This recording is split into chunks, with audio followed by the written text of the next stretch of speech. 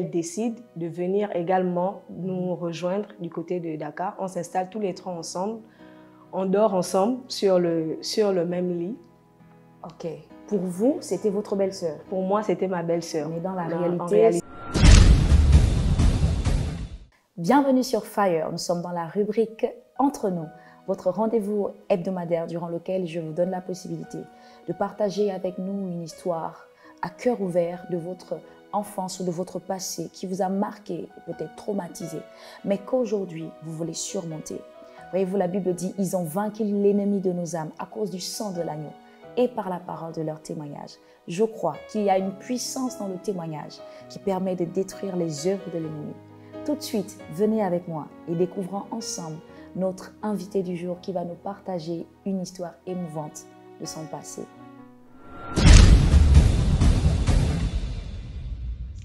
Alors, j'ai été dans une relation toxique pendant plus de 5 ans.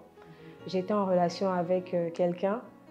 On était très jeunes à l'époque. On était en classe de terminale. On a eu le bac tous les deux. Il est allé continuer ses études hors du pays. Et moi, 1 an plus tard, je suis allée du côté du Sénégal. Donc, lui aussi m'a rejoint. Donc, il est quitté du Mali pour me rejoindre ici au Sénégal, pour me rejoindre au Sénégal. Et lorsqu'il arrive, on s'installe tous les deux. Et donc, lui, étant au Mali, il avait déjà une autre relation qu'il avait commencé là-bas. Sauf qu'il me présente à cette fille comme étant une amie à lui, une frangine, comme on dit. Voilà. Et moi, ne sachant pas qu'en réalité, c'était ma rivale.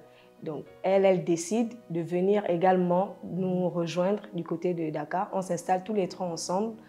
On dort ensemble sur le même lit. Ok. Pour vous, c'était votre belle-sœur? Pour moi, c'était ma belle-sœur. Mais dans la en réalité, c'était ma rivale. Voilà. Et on a vécu comme ça pendant 1 mois et demi, jusqu'à ce qu'elle décide de trouver sa maison à elle et de partir. Et donc moi, après ça, j'ai demandé à aller voir chez elle, histoire de voir si elle est bien installée, si tout se passe bien pour elle. Sauf que mon petit ami à l'époque m'a interdit de le faire. Ce qu'il m'a dit, c'est qu'on n'est pas copines, elle et moi. Il n'y a pas de raison que moi, j'aille voir chez elle. Il n'y a pas de raison qu'elle et moi, nous soyons en contact. Ok, mais lui n'était pas dérangé par le fait qu'elle soit avec vous? Non, apparemment. Et donc, j'ai tiqué. Je n'ai pas trouvé ça normal parce qu'elle a quand même vécu 1 mois et demi avec moi dans la même maison. On a partagé beaucoup de choses ensemble. Donc, il n'y a pas de raison qu'il m'interdise soudainement d'être en contact avec cette fille. Et donc, je mène mes investigations. Donc, je découvre par Facebook, Messenger, qu'en fait, les deux, effectivement, avaient une relation. Comment vous avez découvert? Vous avez pris son compte? Oui, j'ai pris son compte. En fait, à l'époque, son compte, j'avais le mot de passe. Okay, et inversement, il avait aussi le mien. Sauf qu'il avait certainement oublié que j'avais le mot de passe. Et donc, lorsque j'ouvre son Messenger, je me rends compte qu'il parlait de notre intimité à lui et moi, à cette fille. Il m'insultait presque auprès d'elle. Il parlait de nos disputes. Et tous les deux aussi parlaient de leur relation. Ils s'envoyaient des sextos, comme on dit souvent. Et donc là, je tombe de 1000 étages. Je suis bouleversée parce que je suis dans un pays où je ne connais personne. Mais jusque-là, vous n'êtes toujours pas chrétienne? Non, je ne priais pas, je n'étais pas chrétienne. Donc, ça m'a troublée. J'ai été traumatisée. Je me suis mise à fumer. Ok, mais avant, vous ne fumiez pas? Non, je ne fumais pas, je ne buvais pas. C'est justement après cette relation-là que, lorsque j'ai découvert cela, que j'ai eu des tentatives de suicide. J'ai tenté de me suicider parce que justement, personne n'était au courant. Et puis, à l'époque, c'était ma première relation et j'avais mis cette relation-là sur un piédestal. Voilà, donc, parler de ça aux gens, j'avais un peu honte. Ça me faisait honte de dire voilà ce qu'il a fait et du coup, j'intériorisais. Tout était à l'intérieur de moi. À ce moment, en tant que femme, comment vous vous êtes sentie sur le plan de la dignité? J'avais honte, j'étais morte à l'intérieur. Parce que, comme je disais, j'ai tenté de me suicider, ça n'allait pas. Et justement, lui, il savait parce qu'il voyait. Donc, lorsque moi, je sortais, il cherchait à voir ce que je faisais. Parce que lorsque je découvre cela, eux, ils sont dans la même classe. À l'époque, on est étudiants, ils sont dans la même classe, ça fait qu'ils se voient tous les deux ensemble et lui, il n'a pas arrêté de continuer de discuter avec cette fille. Donc ça augmente la pression. Voilà, ça augmente la pression. Je n'ai personne chez qui me confier, je gère tout toute seule. ça devenait un peu la pression. Ça devenait assez compliqué à gérer toute seule. Voilà, c'est ce qui m'a emmenée à fumer, à boire, à avoir toutes ces tentatives de suicide, à faire cette dépression-là pendant longtemps quand même. J'ai mis du temps avant de passer à autre chose. Et puis après, il a essayé de se faire pardonner.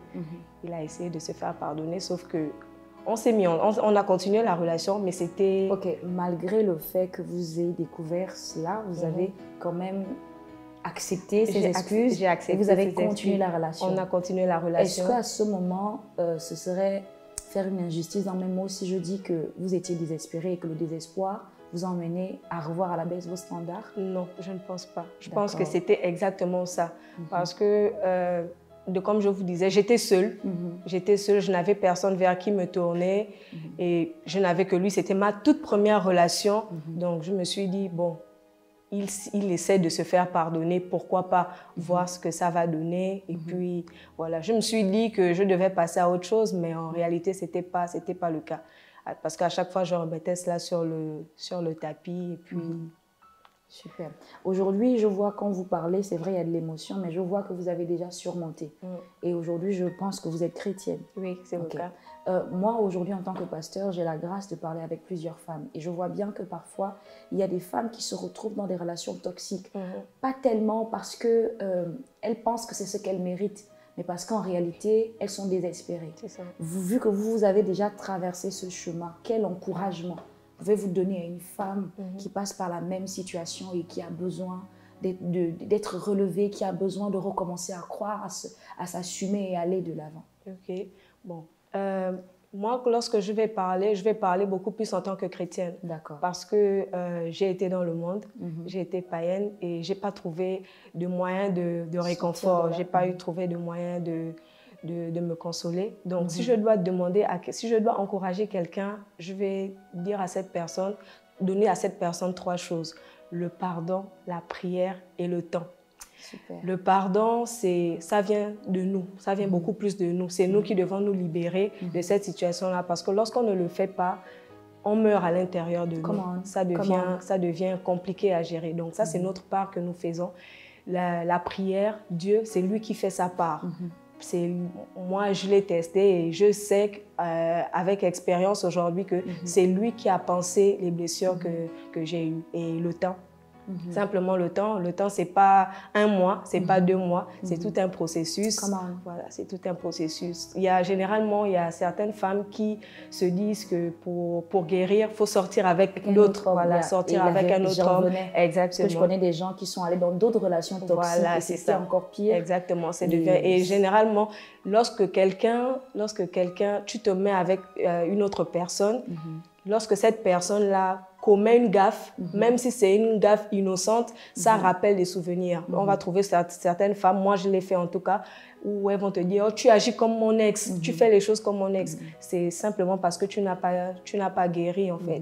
Moi je pense que la guérison véritable, c'est en pardonnant, en priant surtout, en demandant à Dieu de nous penser et avec le temps, les choses se font. Super. Merci beaucoup. Donc, c'était notre invitée qui nous a partagé une histoire assez émouvante. Aujourd'hui, par la grâce de Dieu, elle est sortie de là, mais j'aimerais profiter de son histoire pour encourager une femme qui peut-être passe par une situation de dépression. Vous savez, nous vivons dans une société où la femme est jugée sévèrement et cette pression sociale parfois emmène les femmes à se retrouver dans des relations qui les détruisent. Elles ne sont même plus forcément dans ces relations par amour, mais elles sont dans ces relations en se disant « qu'est-ce que les gens vont dire, ma famille va dire quoi ?» ou peut-être que l'homme prend soin de vous financièrement. Et j'aimerais profiter de cet encouragement pour dire à une femme, vous savez, le traitement que vous vous donnez vous-même, la valeur que vous vous donnez vous-même affecte le traitement que les autres vont vous donner. Ce que j'ai compris, c'est que quand une femme a pris conscience de son identité, de qui elle est, elle se refuse de revoir à la baisse ses standards parce qu'elle sait ce qu'elle vaut. J'ai à l'image cette histoire dans la Bible parle de la femme samaritaine. Cette femme avait eu plusieurs relations, elle avait eu 5 maris. Le 6e avec lequel elle était n'était pas son mari. Jusqu'à ce qu'elle rencontre un 7e homme qui était Jésus. La Bible dit que lorsque cette femme arrive au puits, elle allait pour chercher de l'eau. Cette femme vivait une vie de solitude, de tristesse parce que déjà elle allait chercher de l'eau à midi. Vous savez, dans les temps passés, dans la coutume juive, les femmes n'allaient pas au puits à midi. Les femmes allaient au puits très tôt le matin ou très tard le soir. Et donc, je voudrais suggérer que la raison pour laquelle cette femme allait au puits à midi, c'est parce qu'elle voulait éviter les regards de ses contemporains. Mais finalement, cette femme va aller au puits et elle va rencontrer Jésus. Et la Bible dit qu'après avoir parlé avec Jésus, Jésus va lui dire, je résume, si tu connaissais le don de Dieu et qui est celui qui te dit, donne-moi à boire, tu lui aurais toi-même demandé de l'eau vive. Ce que j'essaye de dire à quelqu'un, c'est qu'il y a une eau en Christ. En fait, il y a une eau que vous cherchez, que seul Dieu peut vous donner. En fait, les vides que tu as dans ton cœur ont la forme d'une personne. C'est la personne de Jésus. Je vais prier pour toutes ces personnes qui passent par des dépressions et je vais prier que Dieu vous rencontre. Éternel mon Dieu, je te recommande cette jeune femme qui me regarde. Je ne connais pas sa situation, mais toi, tu la connais. La Bible déclare que tu es le Dieu Emmanuel. Le Dieu est avec nous. La Bible déclare que tu es le Dieu de consolation, le Dieu de restauration. Seigneur, quelles que soient les blessures, les trahisons, les frustrations par lesquelles elle est passée, éternel mon Dieu, ce que je te demande est que maintenant soit la saison de sa restauration. Soit la saison où tu la prends par la main, où tu l'emmènes à se regarder, non pas comme le monde la voit, mais telle que tu la vois. Seigneur, merci pour la guérison instantanée des blessures intérieures dans son cœur. Parce que vous le croyez, vous dites Amen. N'hésitez pas à partager la vidéo. C'était notre rubrique Entre nous. Je vous dis à très bientôt. Restez connectés. Au revoir.